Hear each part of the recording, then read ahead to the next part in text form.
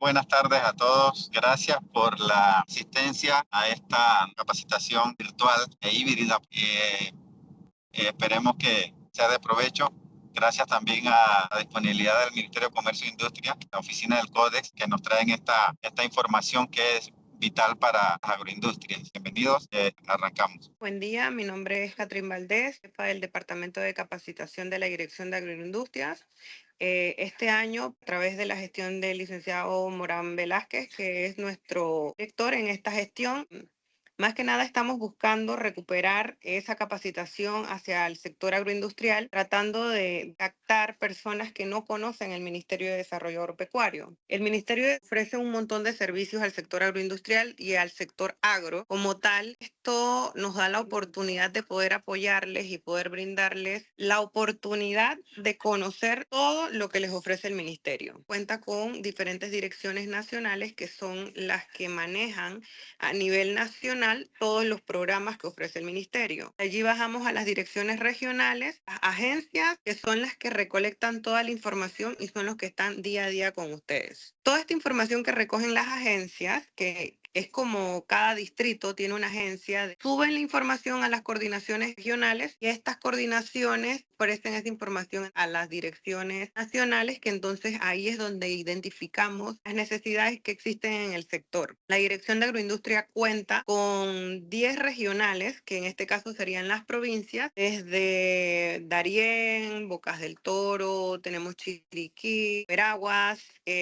Los Santos, Herrera, Coclé y Panamá Este, Panamá Oeste. Ahorita estamos tratando de ver cómo recuperamos Panamá Centro porque allí no tenemos alguien que nos atienda ese sector, lo que es Colón. Todo nace de una solicitud en la agencia de asistencia técnica donde ustedes puedan adquirir todos los servicios que ofrece la dirección. Por lo general, la Dirección de Agroindustria le ofrece certificaciones agroindustriales, les ofrece interconexión con otros ministerios como el MISI, que hoy en día nos está apoyando con el tema de esta capacitación, el MINSA, que ve el tema de los registros sanitarios y toda la parte sanitaria de alimentos, y también otras que tienen que ver directamente con la parte agroindustrial, como Micultura, gente de AMPIME. Todo esto se trabaja en conjunto. Con esta introducción le doy paso a Joseph para que pueda iniciar con la reunión. El objetivo principal de hoy es el tema del comercio internacional de alimentos.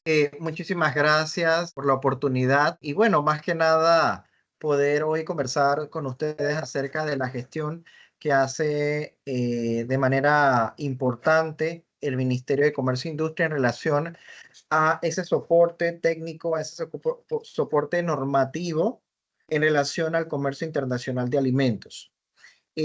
Voy a comenzar a presentarles a ustedes ciertos instrumentos que van a servir de gran valor.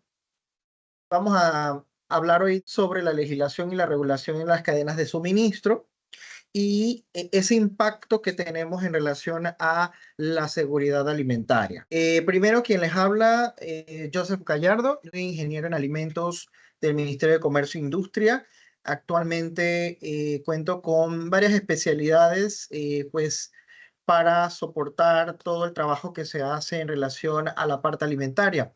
Me encargo de las negociaciones internacionales para el desarrollo de políticas alimentarias y funjo en este momento como punto de contacto y secretario ejecutivo de la Oficina Nacional del Códex dentro de la Dirección General de Normas y Tecnología Industrial. Hablando un poco sobre este plano, hoy vamos a hablar sobre esas regulaciones nacionales y cómo se da todo este proceso de argumentación normativa para el compendio tanto del levantamiento de nuevas políticas nacionales como del uso y aplicación en aquellos procesos de importación y exportación de alimentos. Basamos nuestros primeros estudios en relación a la base fundamental de nuestro país, que es la Constitución Política. Tenemos que subrayar varios argumentos, entre ellos está el artículo 110, el artículo 118, el 326 y uno más que se me escapa en esta presentación aquí en este momento, pero que su fundamento base va en relación al desarrollo de políticas nacionales, subrayando la alimentación y la nutrición para nuestra población. O sea, que en el caso de nuestra Constitución Política ya contamos con un mandato firme, un mandato constitucional per se, que vincula a nuestras autoridades competentes. En el caso de, por ejemplo, del Ministerio de Comercio, vemos la parte comercial, vemos el tema de la aplicación de los procesos arancelarios, estamos viendo también el tema de la aplicación y el desarrollo de normativas que van a impactar, que van a regular a los alimentos que hoy día se comercializan en nuestro país.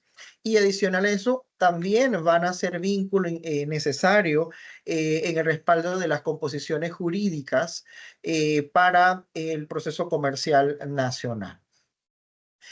Cabe señalar también de que dentro de la normativa que nos rige está el Ministerio de Comercio e Industria. Nosotros a través de la Ley 23, que es nuestra ley orgánica del Ministerio, la Ley 23 del 15 de julio de 1997, me centro en el título 2, donde nos explica o nos brinda o nos subraya esos elementos que tenemos que hacer como tarea siendo el organismo nacional de normalización, la Dirección General de Normas.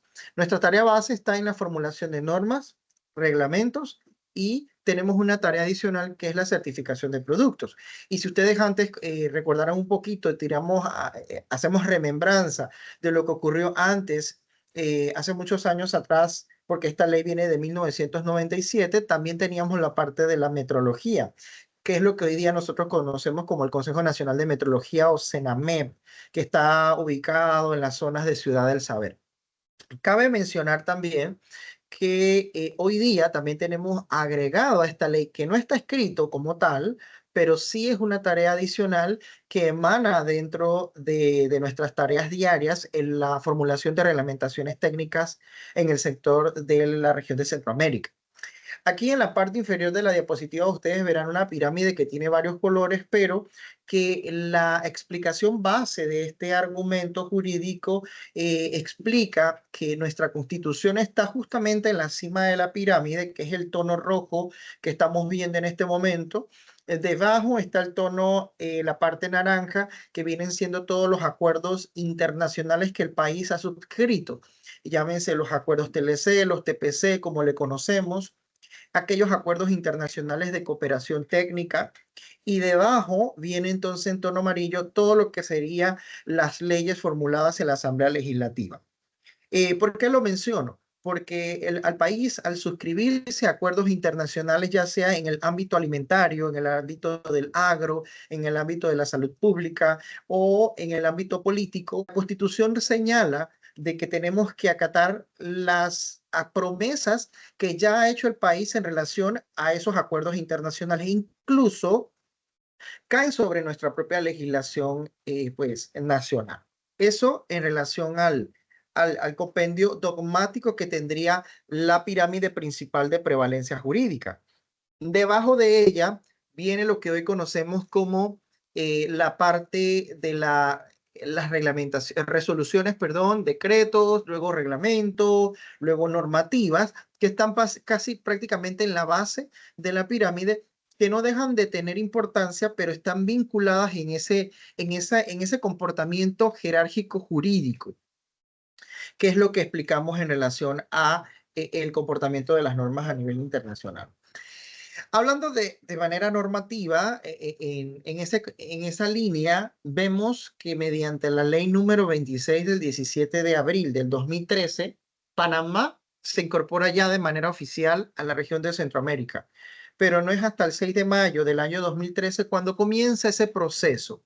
Dentro de la promesa de adhesión a la región de Centroamérica, hay muchos anexos en este instrumento, pero en el que nos atiende el día de hoy, que es la parte de la reglamentación alimentaria, vemos justamente que está el anexo 7.1 y el anexo 7.2. En el anexo 7.1, la promesa del país era pues revisar y adoptar tal cual. Adoptamos y comenzamos a utilizar. Pero en el anexo 7.2 hay algunos otros instrumentos. En el caso de la reglamentación, por ejemplo, yogur, por decir algo, está contenido en el anexo 7.2, pero la promesa del país era revisarlos, estudiarlos y ver cuál era su compatibilidad con nuestras normativas nacionales y si era conveniente o no la adhesión de estos reglamentos técnicos centroamericanos. En el caso del Ministerio de Desarrollo Agropecuario, hubo muchos de estos reglamentos que se aprobaron a través del anexo 7.1 y ahora a través del anexo 7.2 se están pues estudiando otros, entre esos está, se habló de la producción orgánica, se habló también acerca de los productos de origen animal, muchos otros. En esta diapositiva ustedes podrán observar en cuanto a alimentos, aquellos que se han estado debatiendo en las últimas fechas. Por ejemplo, está el de carnes y embutidos. Tenemos un reglamento técnico centroamericano que comprende todo el engranaje que podría existir en relación a un sistema de alerta temprana que va a vincular a la región centroamericana, a los 6 países, incluyendo a Panamá, de tal manera de que podamos tener alertas oportunas, alertas a tiempo, para poder identificar posibles focos de contaminación por mala praxis de la inocuidad alimentaria, por la mala pues, manejo de proveedores, por pues una deficiencia en el proceso logístico de los alimentos a través de los sistemas de alerta temprana. Pero este sistema también va a permitir que podamos pues recibir información de otros agregados. No van a ser de la región, pero sí van a ser agregados al sistema, por decir algo. La región europea que tuvo un brote de X contaminante o de X microorganismo y se generó una alerta sanitaria, pueden utilizar el sistema de alerta temprana y hacer conocedora a la región de Centroamérica. Y en el caso de Panamá nos facilita mucho la gestión porque somos un hub logístico en ese aspecto. Estamos trabajando la suplementación, que he colocado la palabra alimentaria porque el enfoque de este reglamento se centra principalmente en ver suplementación que utiliza componentes alimentarios. Por ejemplo, nosotros tenemos hoy día suplementación terapéutica, pero la suplementación terapéutica no es la misma que la suplementación alimentaria. Yo a través de una suplementación alimentaria no puedo declarar propiedades de mejora de la salud, por decir, si usted consume este producto, usted se le va a curar el reumatismo, o si usted consume este producto, usted se le va a curar el cáncer. Esas declaraciones no pueden ser colocadas a través de suplementación que sea alimentaria. La suplementación alimentaria, y fue la observación que hacíamos a la región de Centroamérica, se daba en función de que lo que se pretendía a través de esto era poder llenar aquellos vacíos que a través de una alimentación regular no se podía pues alcanzar. Pero esto no es una garantía de que vamos a tener una mejora en los componentes de la salud producto de algunas patologías en el compendio, por ejemplo, normal, biológico, genético. No era lo que se pretendía. Hablamos también de algunos otros RTCA que se han estado debatiendo, como es el caso del queso procesado y fundido. Y sabemos que en el caso de Panamá, cuando se hizo el estudio del anexo 7.1 y se estudiaba todo el paso de los productos lácteos, pues la región generaba cierta diferencia con nuestro país, y lo que pasó en ese momento fue que no se aprobaron los reglamentos. Por ejemplo, también hablamos sobre la mejora de la condición de las capacidades de la obtención de grasa a través del ganado, donde hoy día nuestra producción láctea, el productor trata pues de alcanzar el 3.5 de porcentaje de grasa, pero en el comercio, cuando comenzamos en el procesado de esto para la pasteurización y la estandarización de la leche, los industriales han indicado que no logran alcanzar el 3.5, por lo cual ya hay acercamientos de la industria solicitando la flexibilidad del 3.5 de grasa a 3.0, porque lo que regularmente están haciendo es que sacan grasa de un batch de leche que contiene mayor cantidad y desnatan, pero tienen que enviar entonces al mercado un producto desnatado y otro que contiene mayor cantidad de grasa. Entonces, por eso que ustedes ven una gama hoy de nuevos desarrollos a razón de las necesidades que se han dado producto de la estandarización de la leche o del agregado de la grasa o de la suplementación incluso de estos productos. Otro de los temas que se ha estado trabajando muy de cerca en la región están los temas de etiquetado de los alimentos.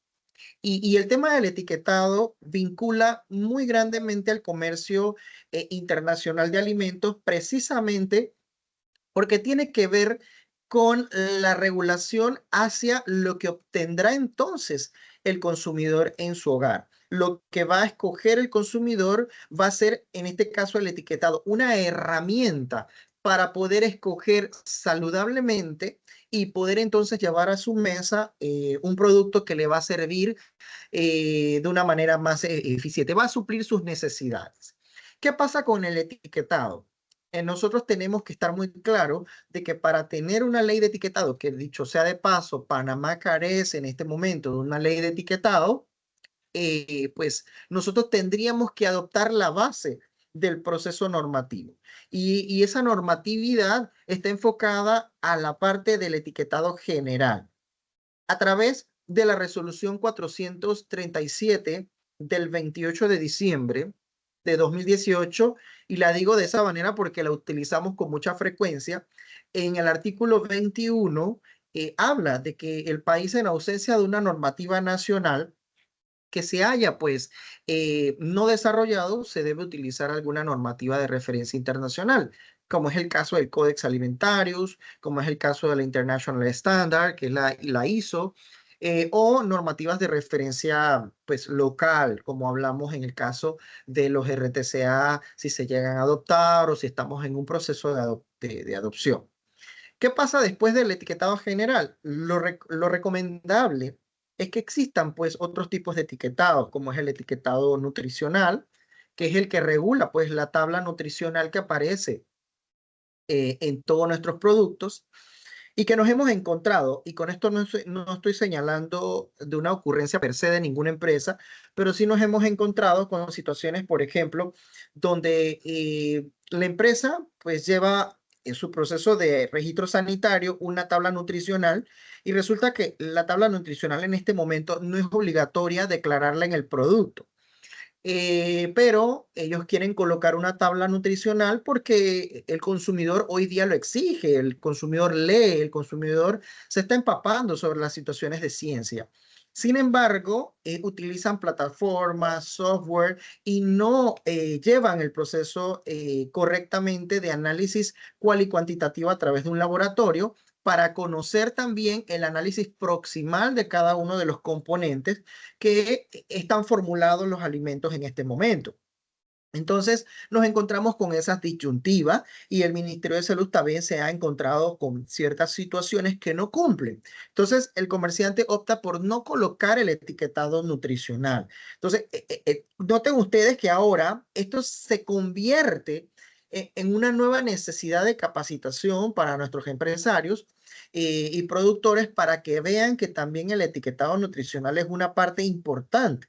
De allí se desprenden otros tipos de etiquetados y es el más sonado por los medios de comunicación, que es el etiquetado frontal de advertencia nutricional.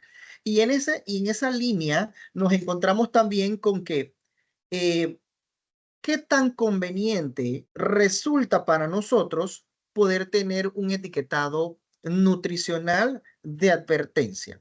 ¿Por qué tenemos que nosotros suplir a ese producto de esta advertencia nutricional? Entonces, ahí nos encontramos con esas otras disyuntivas donde comenzamos a ver cómo es el mercado local. En el caso de Panamá, nuestro mercado es un mercado que presenta un volumen alto de importaciones. Sabemos que tenemos que proteger a nuestro consumidor de tal manera que impulsemos, y sabemos que a través del Ministerio de Desarrollo Agropecuario se generan muchas políticas, mucho acompañamiento y a través de la Dirección de Agroindustria justamente subrayamos el hecho de ese acompañamiento y esa necesidad que el productor tenga a razón de poder llevarlo a hacer una tarea más robusta, más firme, pues para poder ofertar nuevos productos. Pero hay que hablar claro, nuestro proceso de comercio nacional es un proceso que prevalece la cantidad o el porcentaje hacia las importaciones. ¿Por qué? Porque nuestra seguridad alimentaria ha ido siendo un foco de vínculo hacia este tema y vemos y encontramos hoy día etiquetado en muchos idiomas. Para no salirme mucho del contexto del etiquetado frontal, tenemos que considerar de que ya hay un etiquetado frontal de advertencia nutricional en las zonas de México, en este caso en México, en Chile, uno de los primeros que promulgó la ley a través de su asamblea. Después fue México, ya teníamos un etiquetado a través de semáforo en Ecuador y también tenemos un etiquetado que va en base al Nutri-Score, como le llaman, sobre la coloración verde a roja, donde el verde es un producto de mejor condición y mejora para la salud y el rojo pues no te va a ser tan beneficioso, que son aquellos productos azucarados. Sin embargo, aquí nos encontramos también con ciertas otras situaciones que vemos en los medios de comunicación, donde hay muchos gremios o otras entidades, ONGs, que están promoviendo el uso del etiquetado frontal. Y es allí donde el Ministerio de Comercio ha hecho ese llamado y ese acompañamiento explicando de manera técnica las situaciones que se presentan hoy día para el comercio de alimentos. Etiquetar es muy bueno, pero tenemos que considerar de que la condición comercial impacta grandemente si alteramos el ecosistema de las situaciones jurídicas que ya se tienen planteadas. Por ejemplo, en el caso del etiquetado, hay que ir hilando de manera muy delicada, porque si hoy se acepta la ley de etiquetado frontal y la ley que tiene que ver con el etiquetado general, las empresas van a tener que establecer un periodo de adaptabilidad y en ese periodo de adaptabilidad, usted se va a encontrar con que muchos productos en el mercado van a dejar de existir o no van a estar disponibles al consumidor. Entonces, con eso alteramos la seguridad alimentaria. Y cuando hablamos de seguridad alimentaria, las personas lo enfocan únicamente al compendio de la inocuidad alimentaria. Y no es solamente sobre la inocuidad alimentaria, sino que tiene que ver con la disponibilidad del alimento en cualquier instancia. Que usted salga de su hogar y usted vaya a una tienda del chino, usted vaya a un supermercado y usted encuentre una bolsa de arroz. Usted vaya al otro comercio, al de la esquina de su casa o al más cerca, pero usted va a encontrar ese arroz disponible. Sin embargo, comenzamos a alterar esa seguridad alimentaria de nuestro país si se convierten estas normas en obstáculos técnicos al comercio. Y el tema del etiquetado, les cuento, es un tema que tiene que ver mucho con las medidas para obstáculos técnicos al comercio. Tenemos dos disposiciones y esas dos disposiciones están entre las medidas MSF, que tienen que ver con las medidas fito y zoosanitarias, y tenemos las medidas que tienen que ver con la parte meramente comercial, que hoy conocemos como obstáculos técnicos al comercio. Si nos enfocamos a las medidas fitosanitarias, nos vamos a enfocar únicamente a ese alimento que el contaminante hizo contacto directamente con el alimento y usted se lo va a comer. Me lo voy a comer en casa y al ingerirlo directamente voy a estar entonces en contacto con este componente. Pero en el caso de una medida OTC, que son las medidas negativas al comercio, nos encontramos con que ese componente, si usted no lo ingiere, pero forma parte del engranaje comercial, se convierte en una medida para obstáculos técnicos al comercio, como es el caso del etiquetado, porque usted probablemente no va a ingerir el etiquetado. Usted va a ingerir lo que está dentro de esa bolsa, ¿verdad? Entonces, hay que estar claro que el alimento tiene que gozar de una disponibilidad enfocada a la mejora y a la preservación de la inocuidad alimentaria y a que se hayan tenido todos los controles para poder llegar a un comercio justo y equitativo en mejora y para lograr favorecer pues, al consumidor. Dicho esto, nosotros estamos trabajando a través del Ministerio de Comercio en la reestructuración de nuestro sistema de normalización. ¿Qué pasa cuando hablamos de normalización?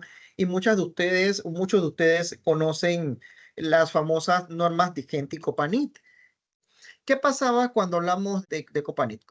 Era la Comisión Panameña de Normas Técnicas e Industriales, que en su momento se convirtió en el ente asesor único del Estado para la formulación de las normas de alimentos. Sin embargo, el tiempo avanzó, se da el Acuerdo de Marrakech y luego del Acuerdo de Marrakech se da la Ley 23, que es nuestra ley orgánica del Ministerio de Comercio.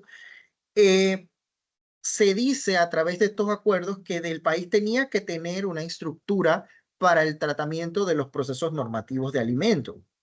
Entonces, se crea la Dirección General de Normas y la Copanit ya no iba a ser el único ente asesor del Estado. Ahora teníamos una dirección que se iba a dedicar a esa tarea. ¿Qué tarea tenía la Copanit? Asesoraban, eran técnicos de empresas, de industria, de gobierno, de las altas esferas en relación al asesoramiento de que la norma cumpliera a cabalidad una estructura. Sin embargo, han pasado tantos años que la Dirección General de Normas ya cuenta con una experiencia y por ley internacional está formulada y formada para hacer estos trabajos de normalización. Entonces, las normas siguieron teniendo ese agregado Copanit como parte de su asesoramiento. Sin embargo, hoy día eso no ocurre, porque ya la Dirección General de Normas despegó y hace una tarea con el apoyo después de todos los técnicos y hemos formulado la estructura, el trabajo que se hace hoy día solamente es a través de la Dirección General de Normas. Entonces, se elimina de la nomenclatura el nombre de Copanit y se queda la nomenclatura en norma de GNTI tal, del producto tal. Pero, ¿qué pasa con cuando hablamos de normas, reglamentos, guías? Las normas tienen un carácter voluntario y los reglamentos técnicos tienen un carácter obligatorio. Por ejemplo, si la Dirección de Agroindustria quiere elaborar una normativa y no sabe si debe ser norma o reglamentación técnica, se tienen que comenzar a estudiar qué elementos impactan. Si solamente el documento se va a utilizar para la mejora de la calidad, podría ser una norma, pero si el documento va a regular posibles situaciones que afecten a la salud pública, entonces debe ser un reglamento, porque su obligatoriedad aplica para todos los sectores de manera unánime. Todos deben aplicarla. ¿Qué pasa cuando la norma se formula, que es de carácter voluntario? Perfecto. La empresa que quiera hacer uso puede hacer uso del documento. Pero, ¿qué ocurre si el Ministerio de Desarrollo Agropecuario, a través de la Dirección de Agroindustria, desarrolla una resolución vinculante a la norma? Dice, para la fiscalización de X producto agroindustrial, se utilizará la norma tal, la norma 1, por decir un ejemplo. Entonces, usted está vinculando a través de una resolución que tiene mayor jerarquía jurídica, usted está vinculando una normativa que es voluntaria y que está por debajo de la jerarquía jurídica de una resolución. Entonces, a través de esa resolución usted vincula y usted hace obligatoria la norma y la norma pasa a través del resolutivo a ser obligatorio, o sea que prácticamente sería un reglamento. Pasa el tiempo, se aplica la norma y se estudia la viabilidad de que ese documento pase a ser una reglamentación. Ese es el tratamiento dentro de la prevalencia jurídica. ¿Y cómo hago yo para presentar un documento normativo? La dirección, el gremio, el grupo, el conglomerado de personas que están interesadas en la formulación de una norma deben emitir un documento o una carta solicitando al director de la Dirección General de Normas que haga el estudio pertinente para la adopción, formulación o elaboración de la norma. Hay una estructura. La estructura es una estructura internacional ya adoptada, o sea, replicamos el comportamiento de las normas internacionales, donde debe haber un título, un objeto y campo de aplicación, porque aquí es donde nosotros tenemos que hacer un paréntesis de diferenciación. Cuando estudiamos el objeto y campo de aplicación de la norma, tenemos que estar claros si abarcamos todo el compendio de la cadena de suministro o abarcamos únicamente el producto como tal o abarcamos de esa gama de productos solamente uno de aquellos que han sido desarrollados, ¿sí? Nos ocurrió con el tema del yogur térmicamente pasteurizado. Panamá tenía una norma, que es la norma 14, si mal no recuerdo, que hablaba sobre yogur, pero consideraba aquel que había sido tratado térmicamente como un yogur.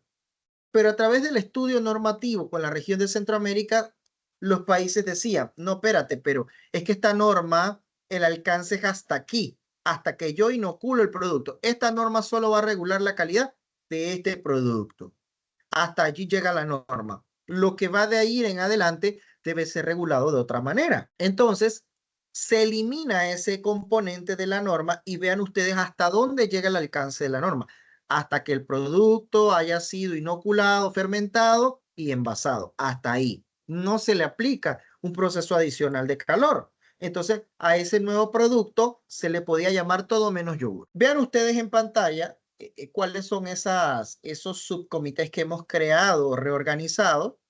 Tenemos el de higiene y seguridad, tenemos el de productos cárnicos, el de productos lácteos, frutas y hortalizas, harinas y granos, tenemos el de tubérculos y raíces, azúcares y sus derivados, aceites y grasas, etiquetado, perdón, aditivos alimentarios, agua potable, tenemos bebidas alcohólicas y tenemos un nuevo subcomité que se ha dado lugar, que es el de innovación y tecnología de los alimentos, que es allí donde está ahorita mismo trabajándose el tema de la suplementación alimentaria.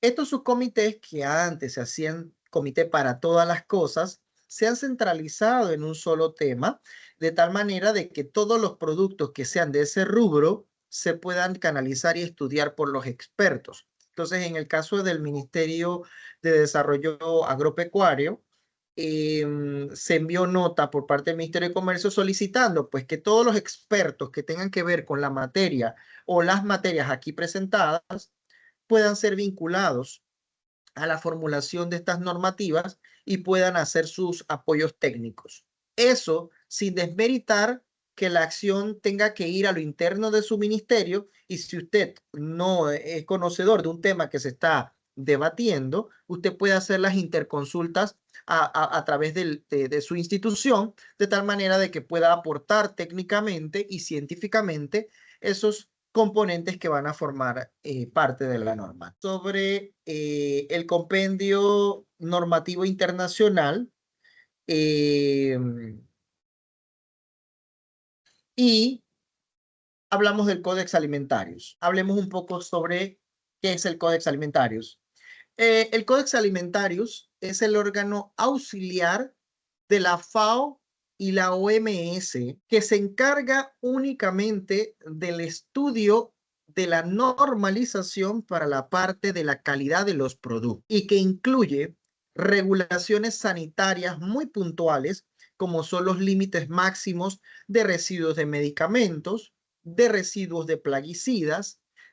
Hablamos también de situaciones o, por ejemplo, de aplicabilidad, como es el caso del HACCP, que también se vincula a través del desarrollo normativo del Códex Alimentarius. Somos uno de los 188 países que conforma esta agrupación internacional y que fuimos aprobados como miembro activo a través de solicitud del Estado en el año de 1972. Panamá, entonces, a través de esta petición, ingresa de manera formal y lo que estamos viendo en pantalla es un histórico, una línea de tiempo de cómo se ha comportado el Códex Alimentarius en nuestro país. Cabe señalar que en el año de 1972 fuimos miembro activo, pero no fue en 1972 a 1987. Se crea entonces un comité asesor que a través del decreto ejecutivo 61 de ese año se vinculaba a ese grupo de expertos para que asesorara al Estado en temas de normativas y políticas alimentarias. Pero note usted el nivel jerárquico que teníamos en 1987. Pero a través del acuerdo de Marrakech se formula la Dirección General de Normas en 1997 y se da la ley 23 del 15 de julio y se dice pues que todos los trabajos que se hicieran desde Panamá hacia la Comisión del Códex en Roma, en Italia, se iban a dar a través de esta dirección. Pasó mucho tiempo después y se reorganiza y dijo el país, bueno, ahora vamos a armar un comité conformado por todas las instituciones de gobierno, por todas las partes interesadas, que en este caso era la industria, que era la academia como la parte investigadora y científica, y los aportes también de ellos, pero en el 2001 se da este efecto. Pasaron pocos años y en el 2008 se dio otra actualización. Fue a razón de que ustedes recordarán la desaparecida CLICAC, que hoy conocemos como ACODECO, ¿verdad? Parte de ello, ACODECO. Y surge una nueva institución que ustedes conocían como AUPSA. En el 2008 hasta el 2019, habían pasado muchos años, casi 10 años después, comenzamos una nueva etapa, la reformulación de nuestro logo, comenzamos la redacción de una revista científica codificada de una manera más sencilla para el lector, que es emitida a través del Ministerio de Comercio e Industria. En el 2018 comenzamos a hacer cambios en nuestra estructura normativa del Códex Alimentario en Panamá y se trae por primera vez un comité internacional, que fue el Comité de Higiene de los Alimentos en su edición número 50. Luego de eso, comenzamos también a hacer otras reformulaciones en la estructura del decreto ejecutivo que conformaba el Comité Nacional del Códex. Y se replican los 12, bueno, ya hay 16, los 16 comités del Códex que estaban detallados en el organismo internacional. Se formalizaron estos 12 comités y comenzamos a fortalecer una estructura, y no fue hasta el 2023 cuando en el periodo anterior se da un proceso importante para nuestro país. Nos atrevemos una vez más a solicitar ser sede de un comité de esos 16 y el país aprobó ser sede del comité número 17 de contaminante de los alimentos. Y también Panamá lideró con Estados Unidos, España y Francia un trabajo importante en relación a la identificación de ciguatera en productos del mar. Cabe señalar que a través de nuestras instituciones, llámese el MIDA o llámese el Ministerio de Salud, hay evidencias, quizás pocas, pero sobre el estudio de este contaminante en alimentos. Y muchos se preguntarán, ¿pero qué me hace o qué efecto me causa la ciguatera? La ciguatera es una toxina que puede incluso llegar a paralizar parte de tu cuerpo, la totalidad de tu cuerpo, por la ingesta de este animal que se produce o que se mantiene en las zonas del Caribe, y la podemos ver con mayor frecuencia en Cuba, en Venezuela. Podemos ver y científicos de la Universidad Tecnológica han detectado presencia en las zonas de Bocas del Toro. Luego del 2020, en ese mismo año, se formuló el decreto que reestructuraba la Oficina Nacional del Códex, y oficialmente entonces en febrero del 2024 el presidente en cargo firmó este decreto ejecutivo que formulaba la Oficina Nacional del Códex y decía pues que teníamos que tener una estructura, que teníamos que tener pues un comité robustamente activo y con todos los recursos necesarios para poder hacer un trabajo normativo internacional. Y nos hemos encontrado con muchos cuestionamientos, por ejemplo, como ¿en qué me funciona Códex Alimentarios? ¿En qué me sirve? Dado el caso de que todas nuestras normativas nacionales necesitan de una justificación, respaldo. Nosotros, en el caso de Panamá, no contamos con todas las disposiciones para procesos de investigación científica. Dependemos, hay que ser sincero, dependemos del compendio internacional. Entonces, el Códex Alimentario es un órgano que ha sido formulado a través de la FAO y la OMS y que tienen los recursos necesarios para las investigaciones. Entonces, somos parte de 188 países que utilizan esta norma para desarrollar políticas nacionales. Es importante que el país participe de manera activa, porque cuando las normas son aprobadas en el compendio internacional, no solo va a favorecer a Panamá, sino que favorece a 188 países y facilita el comercio, porque dos claves interesantes del Códex Alimentarios Internacional es la facilidad del comercio, que pueda existir un comercio justo y equitativo, pero también que existe una garantía hacia el consumidor. Esos son los dos elementos base que tiene el Códex Alimentarios. Hoy día hemos tenido grandes avances. Por ejemplo, noten ustedes en esta diapositiva cuáles son las instituciones que conforman el Comité Nacional del Códex Alimentarios. Tenemos al Ministerio de Desarrollo Agropecuario como parte de nuestro Comité Nacional.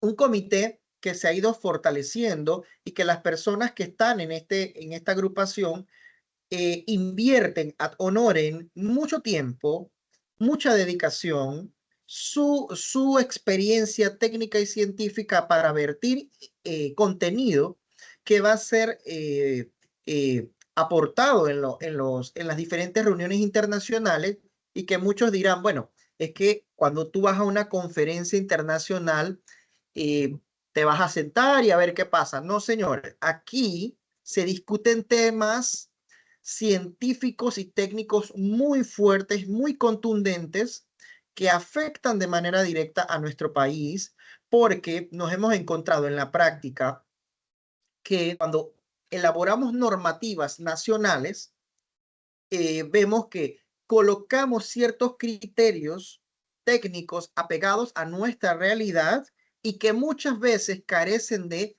aportación científica, y que estos países que forman parte del Codex Alimentarius nos refutan de manera científica. Por decir algo, cuando hablamos del vencimiento de un rubro perecedero como es los productos frescos como la papa o la cebolla, o cuando decimos sobre el vencimiento de un producto que organolépticamente es la persona quien decide si el producto se ve agradablemente, y no colocarle pues una fecha de vencimiento, porque posiblemente nosotros tengamos un producto que no cumplió con toda la cadena de distribución de manera correcta, y por eso todavía está en el tiempo de vencimiento adecuado. Entonces, son situaciones que se han presentado en la formulación de normativas. Según nuestro decreto, nosotros tenemos importantes instrumentos jurídicos que lo que van a hacer es que van a fortalecer la integración normativa, que hoy día es el respaldo técnico y científico de nuestro país para el compendio alimentario. Aquí les presento en pantalla parte del decreto que fue aprobado el 1 de febrero del 2024 y que vincula las normativas del Códex Alimentarius en el artículo número 10. En el artículo número 10 reza de la siguiente forma: todas las normas del Códex Alimentarius podrán ser utilizadas de referencia por las autoridades competentes de la República de Panamá en aquellos casos que no existe una norma o técnica o reglamentación nacional.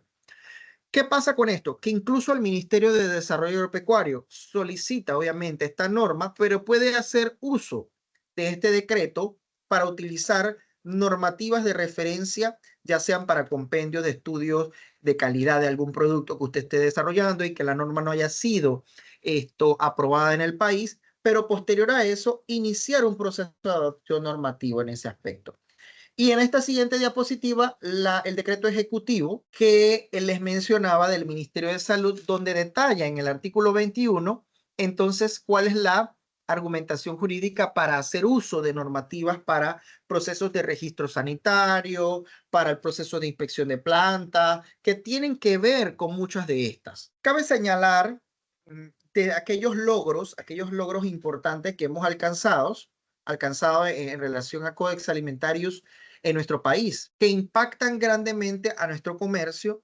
Está el Comité de Contaminantes, les hablaba de la normativa de ciguatera, pero recientemente el país conforma ahora parte del estudio del desarrollo de una normativa de carácter mundial para el fraude alimentario a través del comité del Códex que tiene que ver con los sistemas de importación y exportación de alimentos. En breve voy a hablar un poco sobre todos estos componentes que afectan el fraude alimentario y cómo podemos identificarlo genéricamente hablando. Pero en relación a esos trabajos que estamos haciendo, noten ustedes que es la primera vez que el país se vincula a un trabajo normativo internacional de carácter importante y sensitivo como lo es el caso del fraude alimentario. Y no estamos trabajando con países que no son considerados potencias, al contrario, son países que son considerados potencias como China, la Unión Europea y Estados Unidos. Y Panamá tiene el peso de representar a toda una región de Latinoamérica y el Caribe en relación al estudio normativo del fraude alimentario. ¿Cuál es nuestra tarea? Un acompañamiento, aportar técnica y científicamente. Nosotros, a través del Comité Nacional del Códex, estudiamos todos los elementos que conforman la normativa y hacemos consultas a los diferentes ministerios para poder obtener una redacción normativa acorde a nuestras necesidades de gobierno, a nuestras necesidades comerciales y a las necesidades de los diferentes ministerios. También hemos aceptado, pues, liderar también con Estados Unidos, la Unión Europea y Kenia, el desarrollo de una normativa para preparados complementarios para bebés a través del Comité de Nutrición y Alimentos para Regímenes Especiales. Y lamentablemente, y digo lamentable porque no tuvimos la oportunidad de participar de la reunión de etiquetado de los alimentos que se está llevando a cabo esta semana, del lunes al viernes, en Canadá, sobre el etiquetado de los alimentos, y había un tema que nos interesaba muchísimo que pretendemos pues desarrollar en el país y nos interesa, es el tema del etiquetado electrónico, ver de qué forma podemos utilizar herramientas que faciliten el comercio y que ayuden a nuestros productores a garantizar que sus productos cumplan con las diferentes, con la cadena de suministro. Por ejemplo, yo tuve la oportunidad, colegas, de ir a Tierras Altas y estudiar la normativa de zanahoria, y les explicaba a los productores que quizás poder desarrollar una plataforma electrónica que permita realizar procesos de trazabilidad de productos frescos podría ser interesante a través del etiquetado electrónico que se colocaría en estas bolsas y saber quién la cosechó, cuándo se cosechó, dónde se comercializó, a qué supermercado se entregó. Quizás las empresas hoy día lo tienen, pero hacerlo como parte de nuestras políticas y centralizar ese efecto para que se pueda aplicar en toda la cadena de suministro, empezando desde nuestros productores y poder alcanzar esto a la mesa. Esto es importante porque ayuda a que podamos ir obviamente vinculados a ese mejoramiento continuo de nuestros procesos normativos y del levantamiento de políticas que está fundamentado en la Constitución política. Tenemos que mencionar también de que a raíz de esto, no solo trabajamos en estos 4 comités, sino que estamos viendo otros.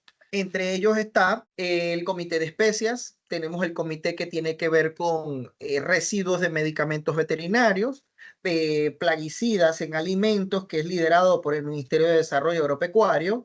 Tenemos al comité de higiene, que lo lidera el Ministerio de Salud. Tenemos el comité que tiene que ver con resistencia a los antimicrobianos. Tenemos el comité de frutas y hortalizas frescas, que lo lidera el Ministerio de Salud.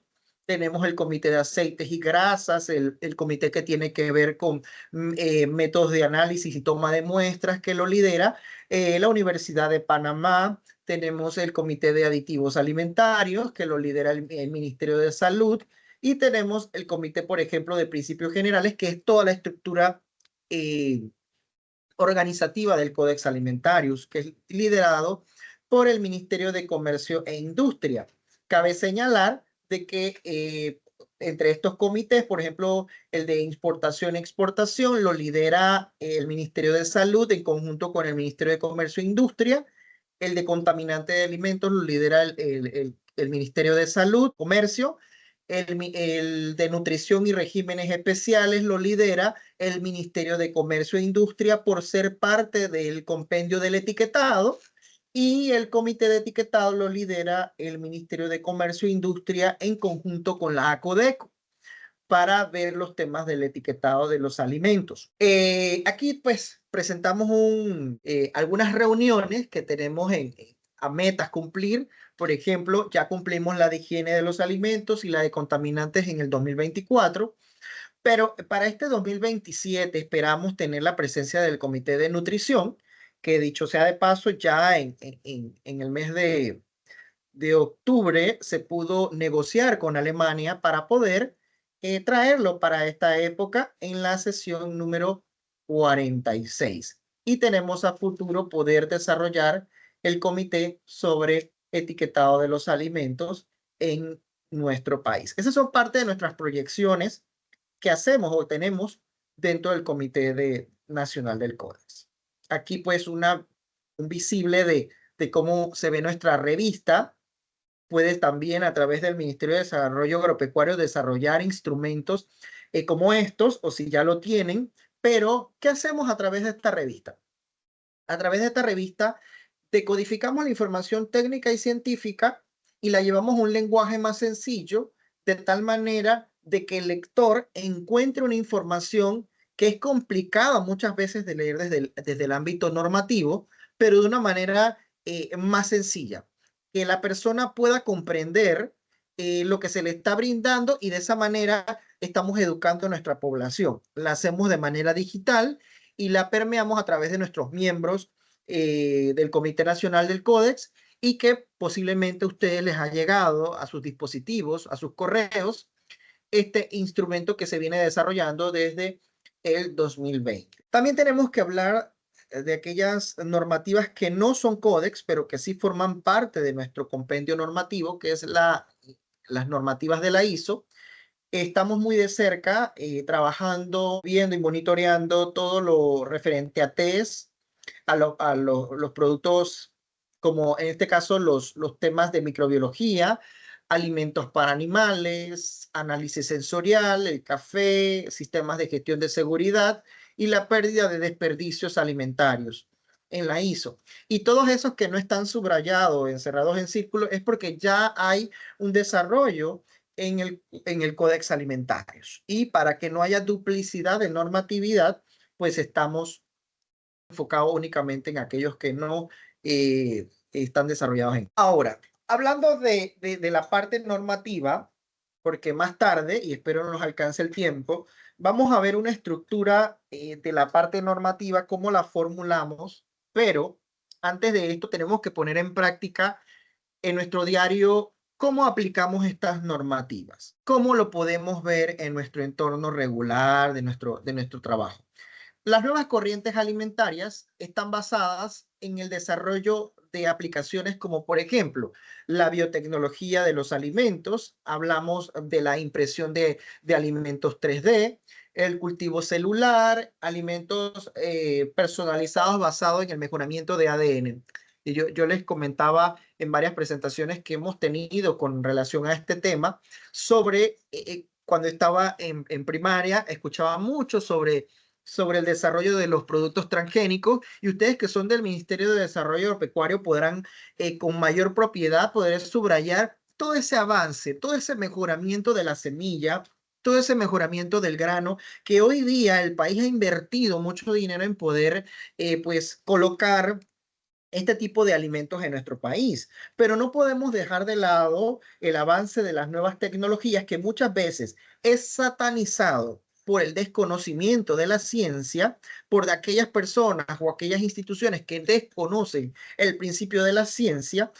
Tenemos que basarnos y tenemos que escuchar esos nuevos avances para poder incluirlo incluso en nuestras normativas de una manera responsable. ¿Por qué lo menciono? Porque hemos visto en las redes sociales alguna información que hoy consideramos como fake news, y la creemos, y creemos en esa información. Cuando hablamos de la impresión 3D, quizás a muchos se le viene a la mente el pensar en que estamos hablando de la impresión de plástico, de que estamos a comer cosas que son plásticas. No, hablamos de que ya existen tecnologías que hoy día toman ingredientes naturales, ingredientes de grado alimentario, o incluso las propias proteínas y grasas para poder imprimir alimentos. Y esto se está dando en otras regiones.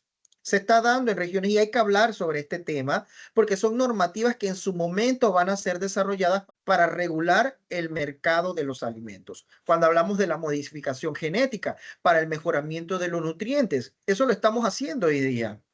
El cultivo celular para el desarrollo de nuevos productos. No podemos satanizar el avance de las nuevas tecnologías en relación al aporte que tendrían para nuestra población, para la garantía de la seguridad alimentaria.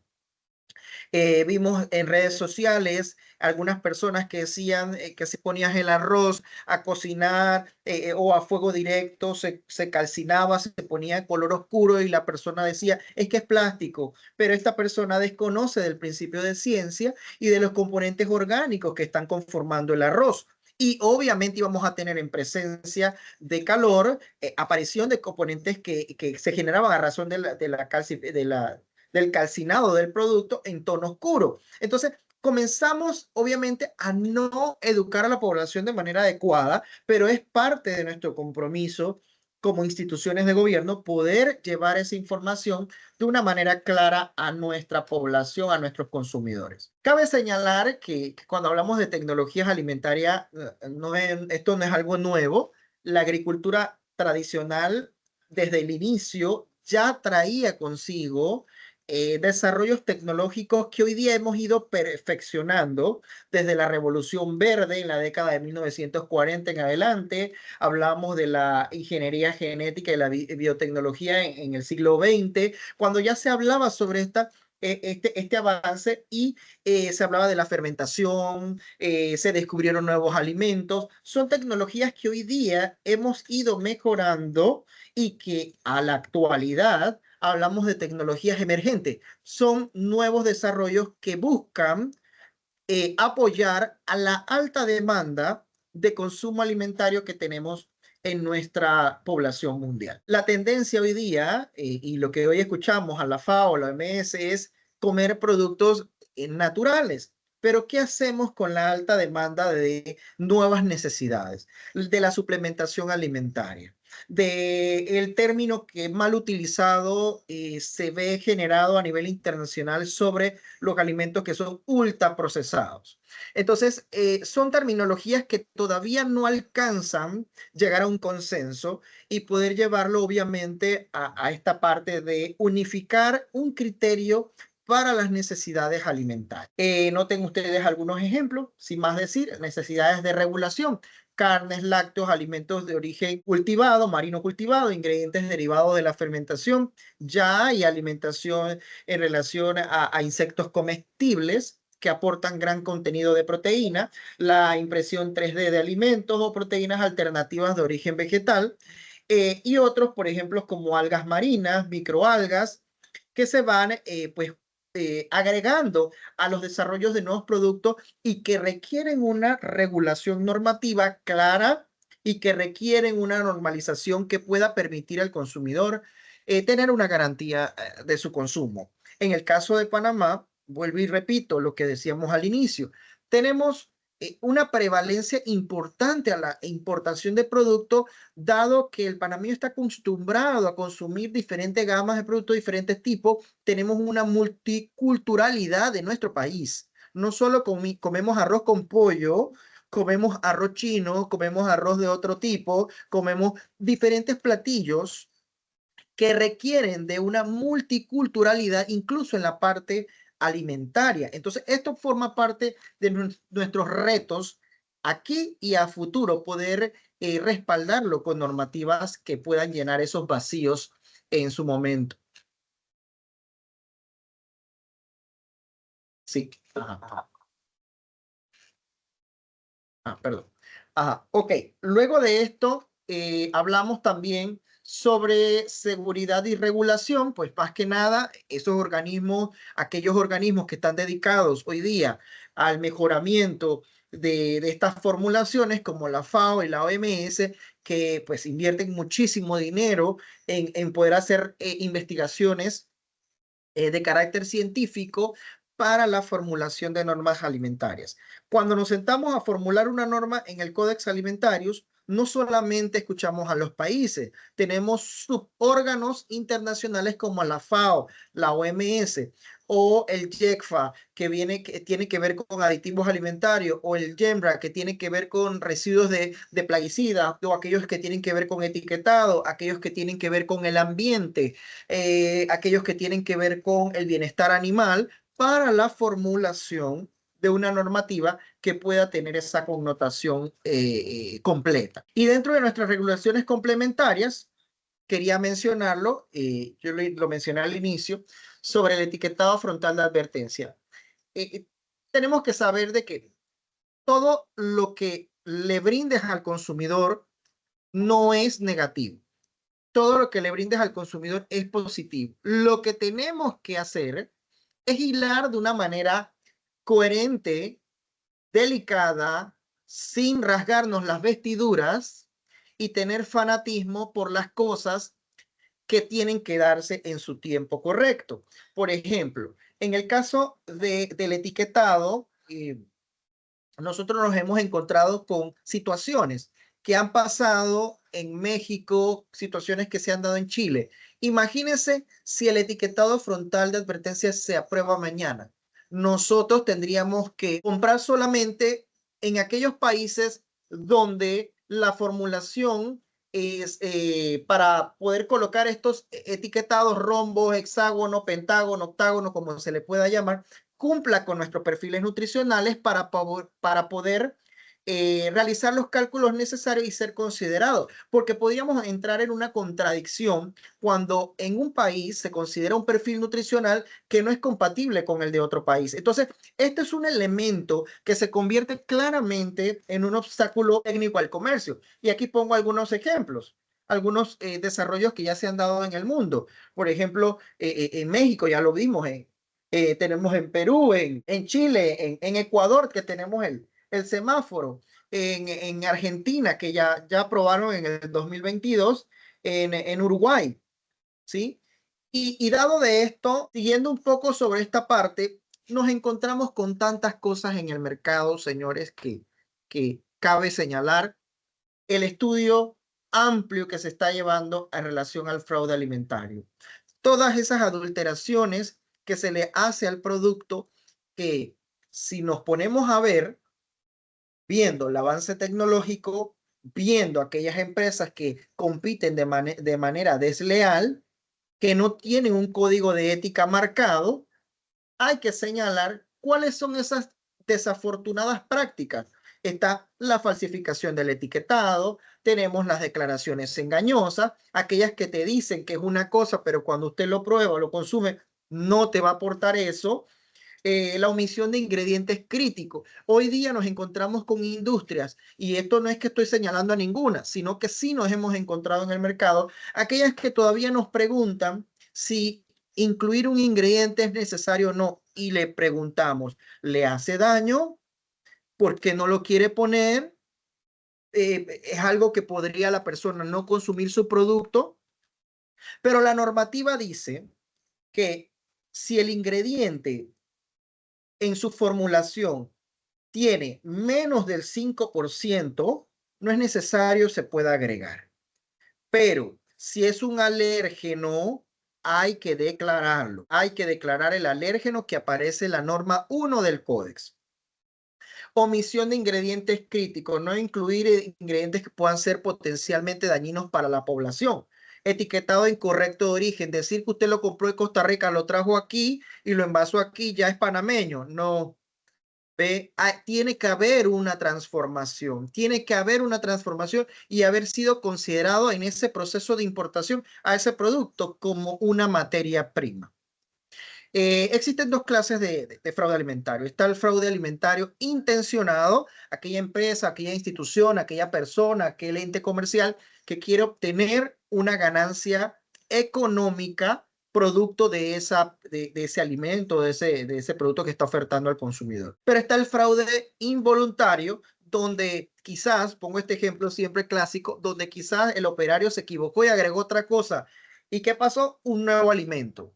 y resulta que ese alimento es rico, sabroso y cumple con todas las disposiciones de inocuidad, pero no es lo que usted está declarando en la etiqueta, solo que se produjo de una manera que no era la correcta según la formulación, pero no daña.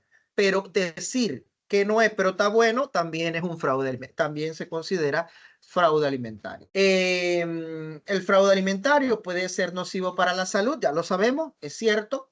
Y dentro de esos productos que son ampliamente adulterados en el mundo, está el aceite de oliva. Es común adulterar el aceite de oliva diciendo que es oliva, pero que es otro tipo de semilla, porque cuando usted va al mercado, todos, yo creo que todos aquí en este foro, escuchándome, buscan el aceite cero colesterol. Pero todos los aceites vegetales son cero colesterol. Entonces, la persona, hoy día en el mercado tenemos toda una gama de marcas, toda una gama de productos, pero todos son de origen vegetal y la gran mayoría son de palma, otros son de aceite de girasol y otros, ¿verdad? Pero algunos dicen ser de oliva y lo que agregan son algún aditivo para darle la coloración que genera la aceituna o no es un aceite de oliva. Cuando hablamos de la miel, creo que el Ministerio de Desarrollo Agropecuario lo ha podido vivir cuando va a sus campañas de promoción en relación a la parte del agro, donde esa miel se puede comercializar aquí en el país, ocurre y ya ha estado pasando, donde se reemplaza o se agrega jarabe de glucosa, jarabe de maíz de alta fructosa para aumentar el volumen de ¿qué? De los residuos y reducir costos, perdón. O cuando hablamos de la inclusión de especias, que en el mercado se dice que es tal X ingrediente, pero usted en casa no lo puede identificar tan claramente. Esa madre de familia, esa persona que está cocinando quizás no es conocedor de los alimentos y desconoce y compra pensando que es lo que quería comprar. Entonces, eso es fraude alimentario. Un caso un caso que ocurrió, mejor dicho, en México recientemente fue el de canela, que tenía contenido de plomo, porque la empresa había decidido, o la persona o el ente comercial, agregar plomo para que pesara más los sobrecitos, o el paquete, o el monto, para poder cobrar más. Entonces, ¿dónde fue a parar esta canela? A pasteles para niños. Y los niños quedaron comprometidos producto de esta ingesta. Cuando vamos al mercado a comprar quizás marisco y nos dicen que es una especie, pero usted no sabe identificarlo, si es esa especie o no es esa especie, o usted compra en el supermercado algo que está empacado, troceado ya, y le dicen que es un producto X, pero no lo es. Leches y productos lácteos. Hoy día hay una campaña fuerte en relación a el incentivo que oferta tanto el que te compra la leche o el gobierno en relación a la cantidad de sólidos que tiene esta. Entonces, hay maquinaria, obviamente, para identificar si hay una adulteración en el agregado de agua para aumentar el volumen de la leche, pero se da.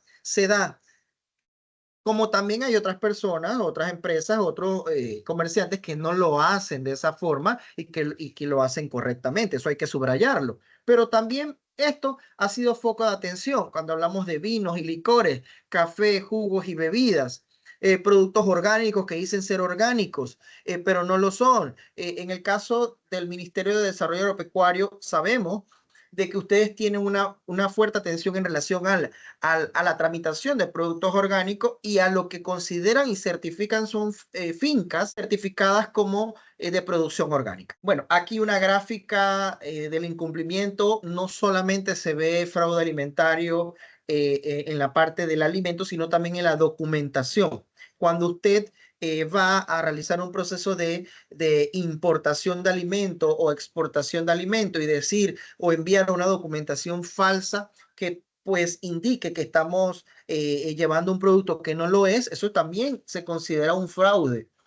Bueno, bebidas alcohólicas que han sido altamente adulteradas, pero todo esto desencadena en las sanciones que se puedan aplicar a estos malos actores. Van desde las multas económicas, retiro del producto del mercado, la suspensión de actividades comerciales y lo más grave, la penalización legal, que está fundamentado en nuestra legislación nacional, en el Código Penal. Cuando hablamos en el artículo 304, mire usted, yo he subrayado, aquella persona que altere o corrompa un alimento va a ser sancionado con prisión hasta de 4 a 10 años.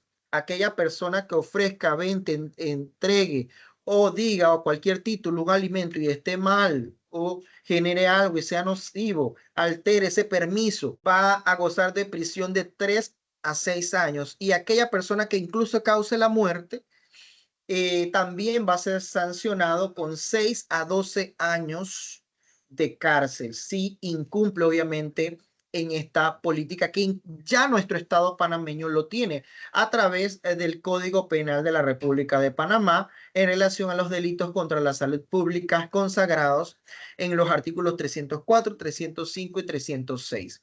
Tenemos también que mencionar que el Código Sanitario de la República de Panamá tiene orientaciones, como lo tiene la Ley 45 de la Codeco, en relación a la parte de la protección al consumidor. Todo esto desencadena algo importante que hoy conocemos como la cadena de suministro y la seguridad alimentaria. Todo esto va a favorecer que esa cadena de suministro llegue del campo a la mesa, contando con los profesionales idóneos, con los profesionales entregados a satisfacer pues las necesidades de nuestra población. Esa cadena de suministro está involucrando a proveedores, al transporte, al fabricante, a los clientes, a la parte de la comunicación y la tecnología que se pueda ofertar para que el consumidor tenga alimentos de primera dentro de su hogar. Tenemos que hablar de aquellos retos que enfrenta nuestra cadena de suministro hoy día. Por ejemplo, cuando hablamos de la introducción de nuevos productos, estamos inundadísimos de avances tecnológicos, de avances de nuevos productos, de cadenas más grandes y complejas de alimentación. Hoy día Panamá no solamente llega hasta las zonas del interior o zonas centrales, sino que llega hacia zonas más adentro. El abastecimiento global de alimentos es una alta demanda que tenemos hoy día, un mayor enfoque hacia los valores agregados que generan un ahorro de costo. Hoy día la población quiere más productos baratos, productos más asequibles al mercado y regulaciones y restricciones gubernamentales que puedan tener, que sean más robustas.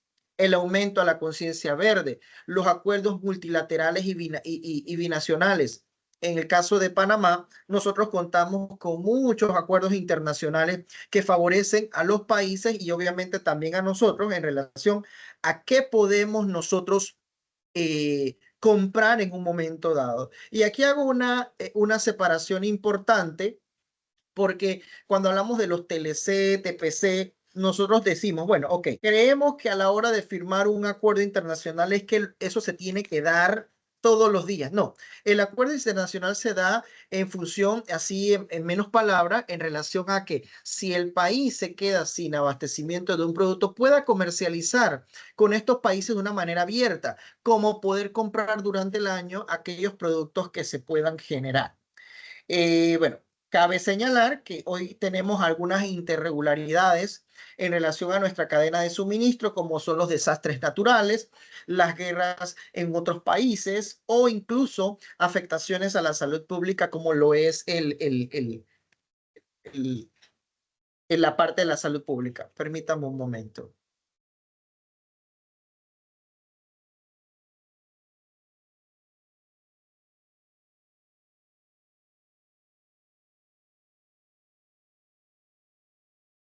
Sí, y entonces, adicional, pues, y ya para finalizar, creo que es una de las últimas diapositivas, hablamos de una sola salud. Nuestro enfoque integral unificador va en función de ese equilibrio que se genere entre la salud vegetal, la sanidad animal, la salud pública, para generar una sola salud. Pero para que eso ocurra, necesitamos, necesitamos trabajar con profesional idóneo, comprometido, que sean profesionales de experiencia, que se vinculen obviamente en los procesos de producción alimentaria para favorecer toda nuestra cadena de suministro. Pero no hay que desmeritar todas las profesiones que puedan aportar al compendio de la salud pública. Hablamos de los ingenieros en alimentos, los agrónomos, hablamos de los tecnólogos en alimentos, todas las ciencias que tienen que ver con la parte del mejoramiento de la salud y enfocado a la parte de los alimentos. Yo voy creo que ya es la última, no, perdón.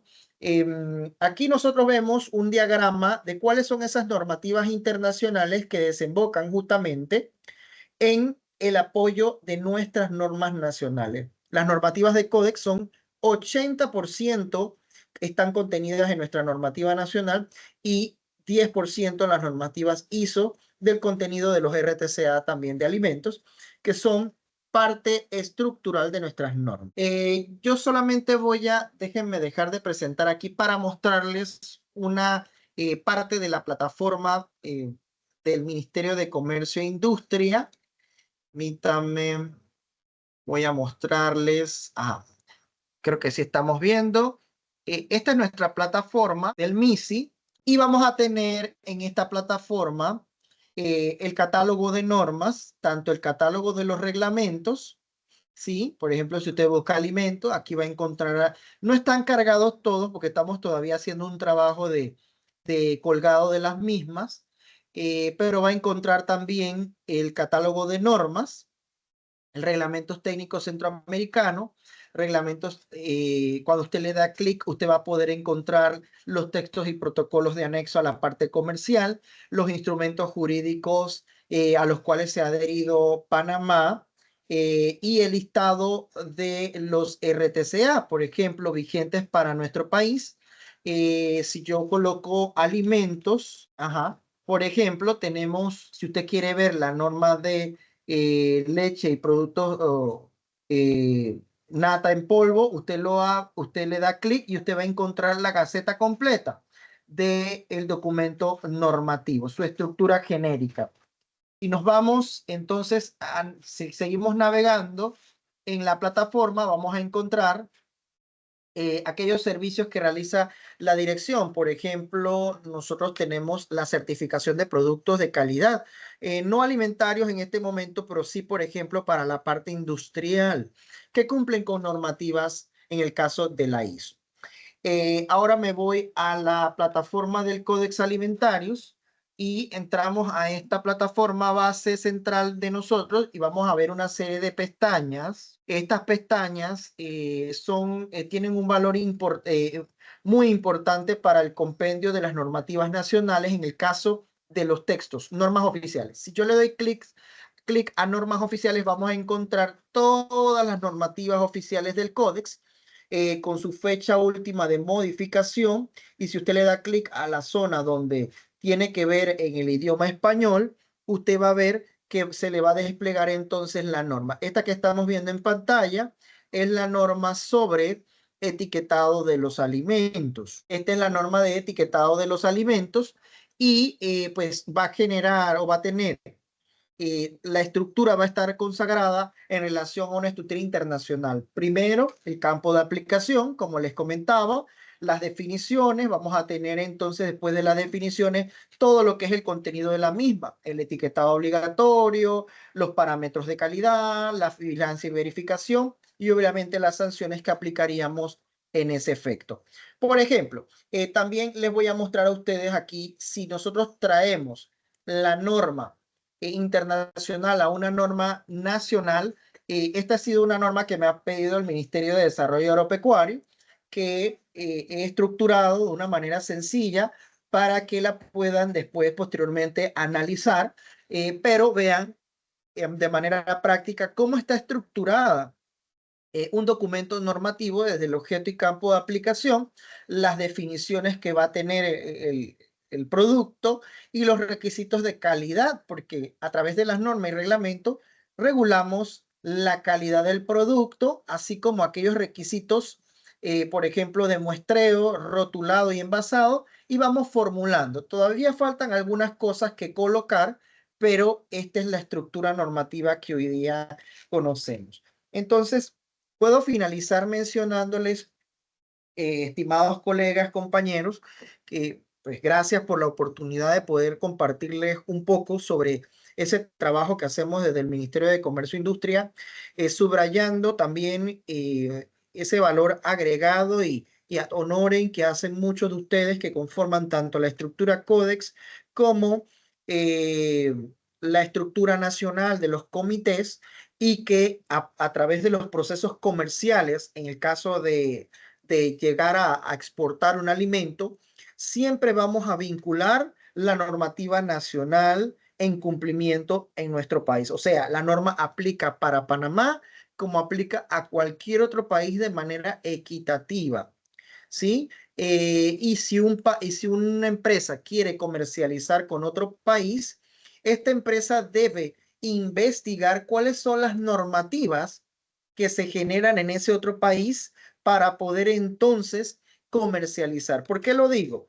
Porque muchas veces nuestras normativas son más robustas que las de otros países, y si usted va solamente a comercializar hacia ese país, se le da un tratamiento, obviamente, desde la parte sanitaria para que pueda exportar, pero si la normativa panameña es más robusta que la de otro país, no tendríamos problema porque nuestros parámetros serían más estrictos. La diferencia está en que si nuestros parámetros son menores a los de otro país, que ocurre con muy poca frecuencia, entonces se generan otras contradicciones desde el proceso comercial. Estas son algunas de las regulaciones internacionales